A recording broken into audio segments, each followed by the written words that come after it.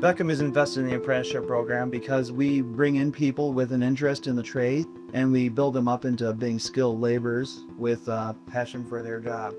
I saw manual machining 3 years ago now, and I saw it. I was like, that's exactly what I want to do. My family wasn't going to contribute much to, I guess, my college education. So I learned about apprenticeships where they kind of pay for your schooling. So it's like, oh, great, I can get an education while working. We offer 5 different apprenticeship programs for fabrication and welding, machining, machine assembly, electrical, and mechatronics. We do a lot of specialized work here, and it's important for us to be able to create a workforce that can carry out that work.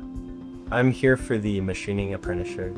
That entails everything from manual machining to learning how to operate a CNC machine and run that full time. I am learning how to be an industrial electrician, how to wire these machines, from building the panels to actually installing the panels to installing all the sensors and wiring all those sensors around the machine.